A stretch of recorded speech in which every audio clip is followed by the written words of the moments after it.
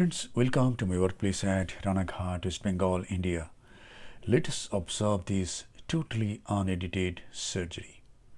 This is a cataract with grade 5 nuclear sclerosis. And I am going to employ the submarine chop technique in this case. The ocular surface has been thoroughly irrigated using few drops of povidone iodine. Now this is the main incision with a 2.8 mm steel keratome on the posterior aspect of the limbus. You can see oozing of some blood from the wound. And this is a side port on the left side of the main wound about 3 clock hours away. An air bubble is injected. Beneath this air bubble, trypan blue dye is applied over the anterior capsule. And now the dye is washed out. This is little bit of adrenaline. The dye is washed out because I don't want to remain excess dye in the anterior chamber. And now the anterior chamber is filled up with 2% hydroxypropyl methyl cellulose. And now capsulorhexis. I am using a Utrata forceps. A puncture is made at the center. Hold on side.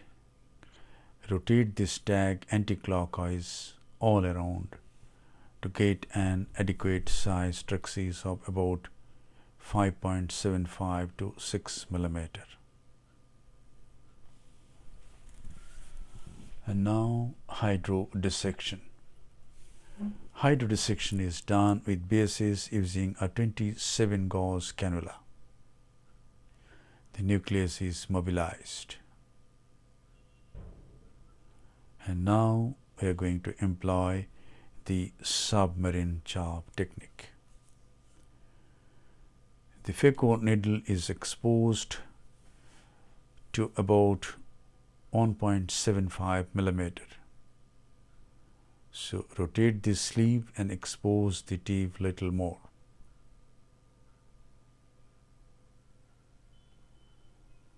Yes. And now some superficial cortical lens matter and epinuclear lens matter is removed. And now the tip is buried in the substance of the nucleus and it goes through the substance of the nucleus towards the opposite equator as a submarine moves through water. As it reaches near the opposite equator, the chopper is used to get a nice crack. The nucleus is rotated 180 degrees, one side is held and 2 heminuclei are obtained. Each heminucleus is then subdivided into 2 fragments. The Phaco needle always goes through the substance of the nucleus like this and crack is obtained. So we have got 4 big nuclear fragments. Each nuclear fragment is then held and subdivided into smaller pieces or eaten off from one side till the whole fragment is emulsified.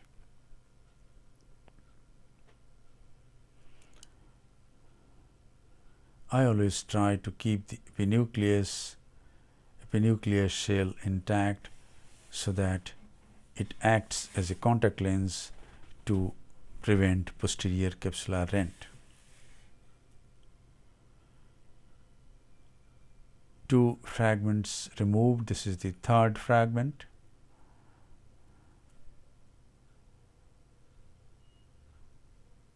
The epinuclear shell is detached and only the nuclear piece is removed.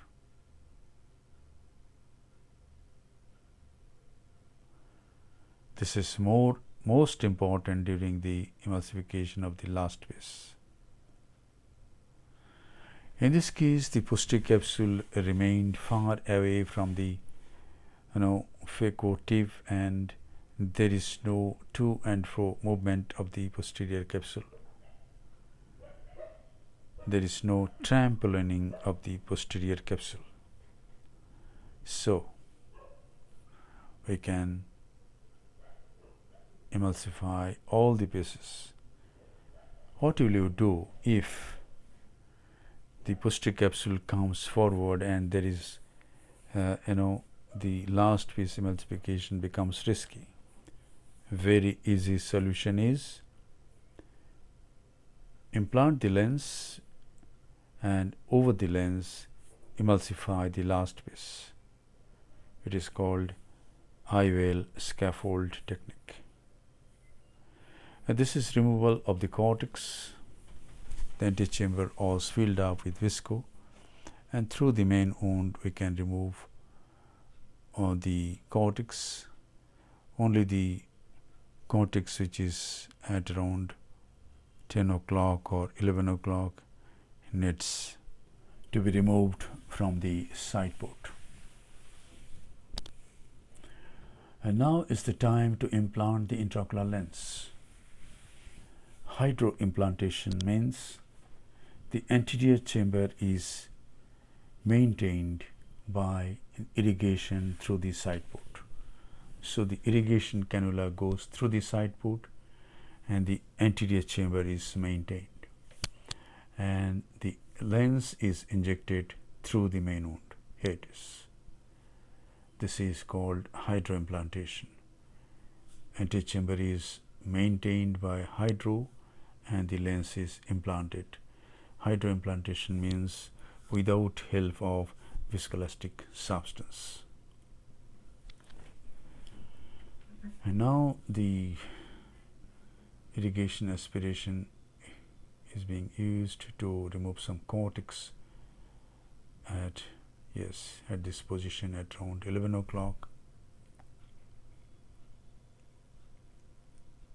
It has been removed, and now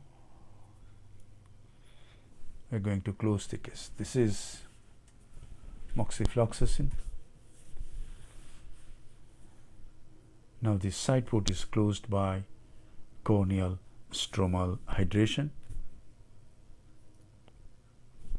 and then a final lavage of the anterior chamber is done.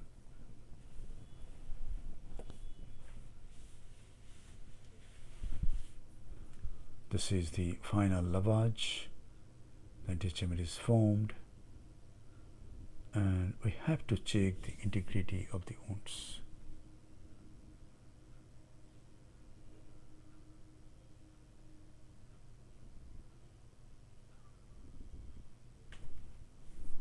And the case is concluded. Thank you very much for your attention. Hope this video will help you in developing your surgical skills. Be a great surgeon and serve your patients with love, respect, empathy, and great surgical competence.